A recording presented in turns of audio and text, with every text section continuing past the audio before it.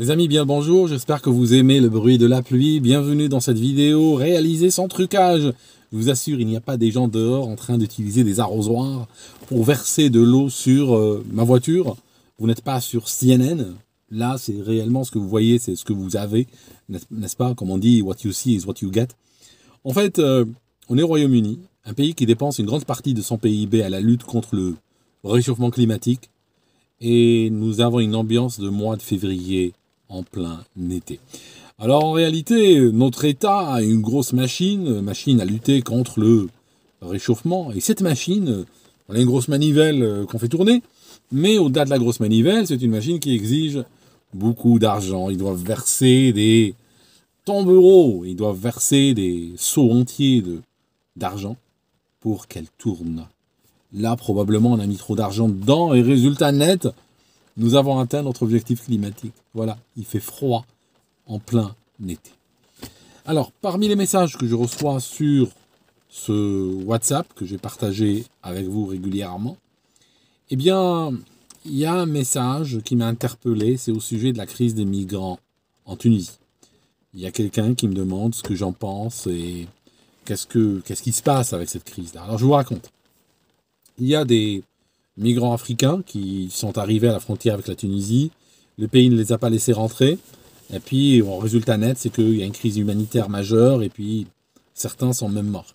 Et les médias français, entre autres, aujourd'hui, mettent le phare sur la Tunisie en disant, bon, voilà ce qu'ils sont en train de faire à ces gens. Bon, j'aimerais vous dire 2-3 trucs. Déjà, premièrement, ce qui se passe en Tunisie, mais effectivement en Europe, ça n'aurait pas pu aller comme ça. Pourquoi? Parce qu'en Europe, les forces de l'argent, donc les forces financières et industrielles, ont besoin d'esclavagisme, ont besoin de main-d'œuvre pas chère. Donc qu'est-ce qu'ils font? En général, ils vont toujours aller avec des idéologues pour défendre leurs intérêts financiers. C'est toujours comme ça. Ça peut être pour le climat, par exemple, je vous montre. Pour le climat, hein, vous voyez le The Guardian, qu'est-ce qu'ils nous disent? Le lien entre la crise climatique. Alors maintenant, on ne parle plus de réchauffement climatique, changement climatique, on parle de crise climatique. Et les feux est indéniable. J'aime bien, et c'est les scientifiques qui le disent, hein. J'aime bien les scientifiques qui utilisent des mots comme indéniable, qui utilisent des mots très idéologiquement chargés, qui sont des mots qu'on trouve plutôt au niveau de la religion et d'autres idéologies. Alors, je disais donc que généralement, les forces idéologiques vont toujours précéder les forces de l'argent, parce qu'elles sont envoyées en éclaireur, hein, enfin même pas en éclaireur, elles sont envoyées pour préparer le terrain, pour préparer le public. Comme par exemple, il y a 10 ans, la mutilation génitale qui arrive en Afrique était considérée comme une abomination. Il y a des gens qui emmenaient leurs enfants se faire mutiler en Afrique et les ramener, et on luttait contre, et puis il y avait une très mauvaise presse, jusqu'à ce que soudainement, ça se calme, parce qu'on se dit, au lieu de se plaindre de ça, pourquoi ne pas instaurer ceci en Occident, l'industrialiser, le faire pour le plus grand nombre, et puis prendre de l'argent et se faire financer par les assurances publiques? Et donc, forcément, c'est ce qui est en train de se passer aujourd'hui. C'est-à-dire qu'on a ces forces idéologiques qui ont fait que maintenant, il est très acceptable chez de nombreux gens en Occident que des enfants soient mutilés génétiquement, ou plutôt pas génétiquement, plutôt c'est génitalement, hein, je dirais, dans des hôpitaux et que c'est pris en charge complètement par les assurances publiques. Mais l'argent, il va où? Il va vers des compagnies pharmaceutiques, vers des cliniques privées et tout. Il y a des fortunes qui sont en train de se construire sur ça, hein. Il y a des gens qui sont en train d'acheter des avions, acheter des yachts et tout ça sur cette manne. Donc, toujours, l'idéologue va précéder le financier. Donc, en Occident, ça a été déjà fait, par exemple, par rapport à l'immigration. C'est toujours, on a une vague idéologique qui nous dit d'accepter les intérêts, finalement, du financier. Ça vient par où, en général? Ça vient par les médias. Les médias appartiennent à qui? Comme par hasard.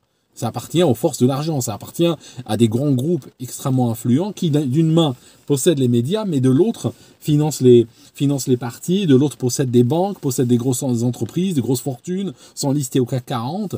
Donc forcément, ces gens-là, ils peuvent se réunir et décider qu'on va vous marteler un certain nombre de choses qui vont dans leurs intérêts financiers. Donc d'où voilà, justement, dit non, il est bien d'accepter les migrants en masse parce que justement, ces gens-là en ont besoin. Donc, c'est pas celui qui pense qu'il faut accepter les migrants en masse, c'est pas une idée à lui. Hein. C'est une idée qu'il a ramassée dans les médias. Les médias, bon, qui travaillent pour les intérêts des riches. Il faut le savoir. Alors, par rapport, pour vous donner un exemple de la problématique qu'il y a sur la frontière tunisienne, je vous montre un journal, ça date d'il y a 2-3 jours, qui traînait dans la voiture. Regardez le problème. Là, on a un avocat, ça c'est un avocat au Royaume-Uni qui a été piégé par des journalistes. Et il a fait quoi? Eh bien, pour 10 000 livres, il prépare des gens à la demande d'asile. Ça signifie, on arrive chez lui, on dit, bon, je viens, je sais pas, à droite, à gauche, j'ai pas vraiment de problème dans la vie, sauf que j'aimerais déposer une demande d'asile qui tienne la route, qui soit crédible. Et puis lui, il va aider, il va dire, bon, on va changer ton nom, on va changer le pays d'où tu viens, tu vas raconter ceci, raconter cela, il va te briefer, tout ça, à raconter aux autorités ce qu'elles veulent entendre, et puis finalement, tu es régularisé. D'accord? Donc c'est un grand marché, c'est un marché très juteux. Lui, il en profite, mais ce n'est même pas le pire, hein, parce que là, il a sa hure dans le Daily Mail, c'est le journal qui circule le plus au Royaume-Uni, donc c'est un quotidien national. Donc là, c'est vraiment un moment de consécration pour lui, il va avoir plein de clients. Mais honnêtement, c'est pas le plus grand profiteur. Hein. Je pense qu'on le target un petit peu pour sa tête. Hein. Vous regardez, il n'est pas très beau ou accompagnable ou autre, n'est-ce pas? Regardez-le bien. Et donc forcément, n'est-ce pas? Il passe mal. Donc il permet d'effrayer la ménagère moyenne, vous voyez. Et puis on le met comme ça sur la première page. Et c'est vrai que ça fait mousser, ça fait vendre. Mais en réalité, ce n'est même pas le plus grand profiteur en fait. Hein. D'accord? Alors, je disais par rapport à la Tunisie, pour revenir à la Tunisie, il y a eu des morts, n'est-ce pas? Et bien sûr, on dit que bon, ce pays... Écoutez, je vous donne un exemple. À la frontière entre le Mexique et les États-Unis, il y a eu 8000 morts, 8-9 000 morts, depuis 1998. D'accord?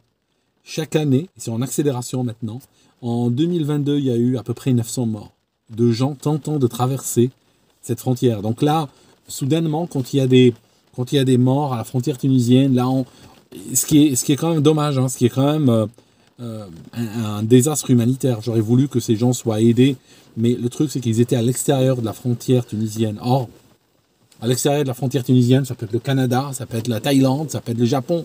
Tous ces pays sont à l'extérieur de la frontière tunisienne. La Tunisie n'a pas la responsabilité de ce qui est à l'extérieur de ses frontières. D'accord? La phrase comporte un sophisme. Quand on dit « ils sont morts à la frontière tunisienne », c'est une manière de dire, c'est une manière d'impliquer la Tunisie dans la phrase, c'est tout. Parce que, si on peut reformuler plus proprement, ils sont morts avant d'avoir atteint la Tunisie, ou ils sont morts en dehors de la Tunisie, ou ils sont morts en Libye par exemple, parce qu'en dehors de la frontière tunisienne, on a quoi?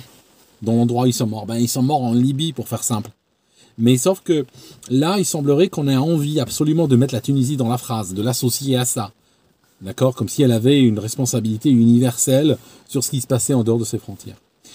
La Tunisie ne veut pas, et je peux concevoir, hein, c'est quoi leur processus mental pour refuser cette immigration subsaharienne, je vous le dis tout de suite. C'est un petit pays, et ce qu'ils ont peur, que s'ils ouvrent leurs frontières, s'ils se disent un peu à la façon Merkel, là il y a des morts, donc on va peut-être un petit peu céder à ce chantage émotionnel, et puis on va accepter tout le monde. Le risque avec ça, c'est que comme c'est un petit pays, ils peuvent très rapidement, les locaux, se retrouver en minorité chez eux. Ils peuvent pratiquement en 5 ans, 8 ans, 10 ans, ils peuvent accepter plus de personnes que leur population locale. Et à ce moment-là, la population locale devra vraiment raser les murs, hein, parce qu'ils seront étrangers sur la terre de leurs ancêtres, littéralement. Ça peut arriver très vite avec un petit pays comme la Tunisie. Ça peut arriver avec des grands pays aussi. Hein. On peut avoir des shifts, on peut avoir des balances démographiques qui arrivent dans d'autres pays plus grands. Sauf que dans un plus grand pays, ça prendra plus de temps, c'est tout. Dans un grand pays, il faut un peu de temps pour que ça arrive. Mais tout ça, je dirais réellement, le drame, c'est vraiment le drame des forces de l'argent occidental qui attirent ces gens, qui leur font miroiter des rêves parce qu'ils ont besoin de main-d'œuvre bon marché, c'est tout. Et ils s'en fichent combien mourront à la frontière avec la Tunisie, ou combien mourront en Libye, combien mourront en Méditerranée, combien viendront, ne travailleront pas. C'est pas important. Du moment qu'eux, ils reçoivent, quand ils ouvrent le matin, ils reçoivent un certain nombre de personnes voulant travailler à vil prix, Ils sont très contents, même si pour une personne qui vient travailler chez eux, il y en a 1000 qui sont mortes. Ils s'en fichent complètement. Hein. C'est pas vraiment leur souci. Et là, ils sont en train de diriger leurs médias, n'est-ce pas? Ils sont en train de les diriger vers la Tunisie, parce que la Tunisie fait un blocage, donc ils aimeraient bien qu'elle collabore un petit peu dans ce jeu-là. D'accord? Merci d'avoir écouté jusqu'ici. Et puis, voilà, c'est désolant l'état de notre monde, mais voilà, c'est les intérêts des plus forts, en fait, qui sont constamment défendus et utilisés contre les faibles, en fait. Hein. C'est un classique, je crois. Ça n'a pas changé depuis un million d'années, hein, depuis que l'homme est sur Terre. Hein. Je ne crois pas que c'est quelque chose qui a changé. Juste aujourd'hui, ça prend des proportions un petit peu cyniques et industrielles. Merci et à très bientôt.